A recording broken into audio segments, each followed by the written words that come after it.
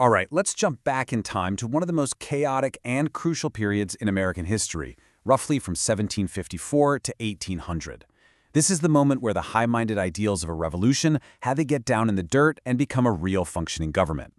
We're going to see how the young United States dealt with some incredible challenges, both at home and from abroad, to create something the world had never seen before. I mean, just picture it for a second. You did it. You won your independence against a global superpower. The fireworks and celebrations are over, and then it hits you. You have to actually build a country from scratch. So, who's in charge? Who are your allies? And what do you do when the same people you fought alongside suddenly have ideas that could tear the whole thing apart before you even get going? And that's really the heart of the matter. This era wasn't some quiet, orderly process of nation building. No way. It was an intense, knockdown, drag-out fight over the actual blueprint for the United States. Every single decision, every law, every treaty, it was all part of this massive, high-stakes argument about what America was truly going to be. So let's dive in and see how this new republic was actually forged, caught in this constant tug-of-war between unity and division, freedom and control. And our story, believe it or not, starts on the world stage. First things first, the threats from the outside. You have to remember, the brand new United States wasn't exactly living in a friendly neighborhood. It was the new kid on the block, surrounded by the powerful empires of Great Britain and Spain. They had to figure out their place in a very dangerous world, and they had to do it fast. And wow, the pressure was relentless. Just look at this timeline from the 1790s. It's not one crisis, then a break, then another crisis. It's one bleeding right into the next.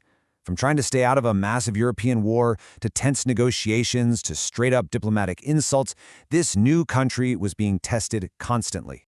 But right in the middle of all that chaos, the U.S. managed to pull off a couple of huge diplomatic wins in 1795. Jay's Treaty finally got the British to clear out of their forts on American land, which was a massive deal.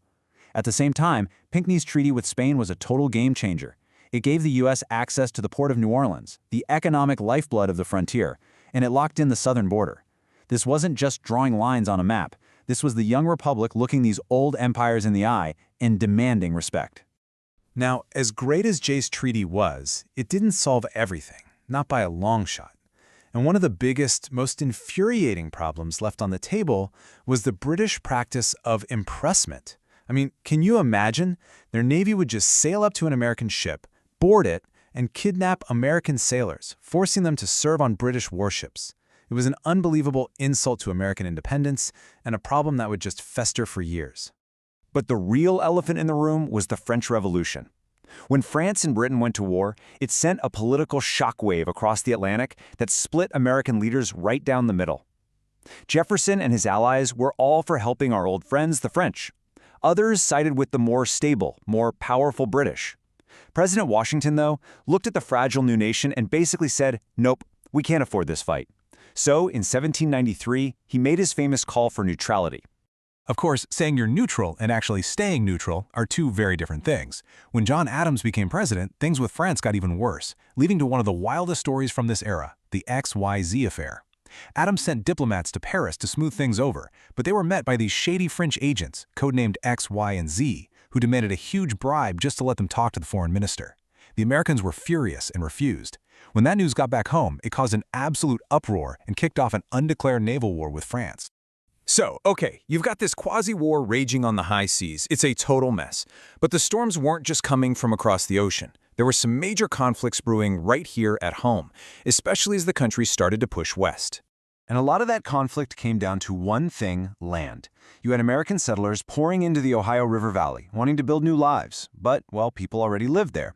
The Native American tribes in the region resisted this push, and it led to a brutal, tragic cycle of broken treaties, land grabs, and constant violent fighting. Everything really came to a head in 1794 at the Battle of Fallen Timbers. The U.S. Army won a major victory against the coalition of Native American tribes, and the result was devastating for the tribes. They were forced to sign away enormous amounts of land in the Ohio Valley, which basically just blew the doors wide open for a flood of American settlers. So you take all these pressures, right? The foreign wars, the conflicts on the frontier, they weren't just happening in a vacuum.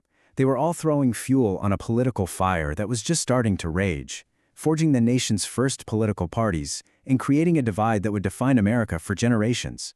And if you want a perfect snapshot of how much things had changed, just look at these two rebellions.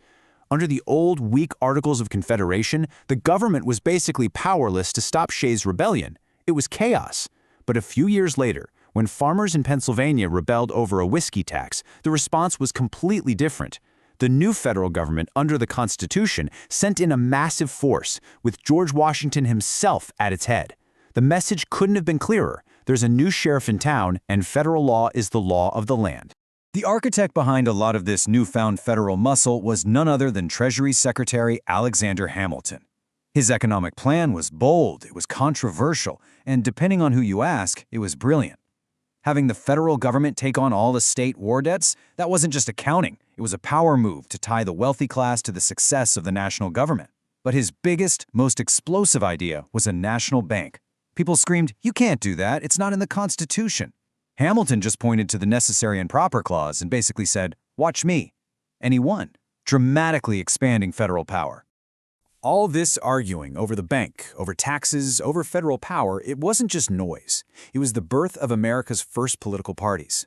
You had Team Hamilton, the Federalists, who wanted a powerful central government to promote banking and industry. And you had Team Jefferson, the Democratic Republicans, who championed farmers, states' rights, and a much stricter reading of the Constitution. They had two fundamentally different visions for what America should be, and that's the political fight we've inherited today. And believe me, this fight got nasty. The Federalists, riding this wave of anti-French hysteria from the XYZ affair, passed the Alien and Sedition Acts. The official story was national security, but in reality, these laws were used to silence their political opponents, making it an actual crime to print anything malicious about the government. It was a direct showdown between national security and the First Amendment. So how did the other side respond? With an idea that was just as radical. Jefferson and Madison secretly wrote the Virginia and Kentucky resolutions, and in them they cooked up this theory called nullification. The idea was that if a state decides a federal law is unconstitutional, it can just nullify it, basically declare it void inside its own borders. This was a bombshell idea, and you can draw a straight line from this moment to the states' rights arguments that eventually led to the Civil War. So in the middle of all this political brawling and intense division, George Washington decides he's had enough. He's stepping down after 2 terms, but not before leaving the country with some final and pretty powerful words of advice. In his farewell address, he looked at this emerging party system, and he was deeply worried. He warned that when politics becomes just about one faction trying to dominate another, driven by a spirit of revenge, you don't get liberty, you get what he called a frightful despotism. And his other big piece of advice? Steer clear of getting tangled up in permanent alliances with other countries. His vision was for a United States that could stand on its own 2 feet, independent, and most importantly, unified at home. Which really brings us full circle, doesn't it? This whole period was like a furnace, forging the country's identity through intense conflict and debate. And it leaves us with a question that feels more relevant than ever today. What about those warnings from Washington? About hyperpartisanship? About foreign entanglements? How do they hold up in our world? It really makes you think.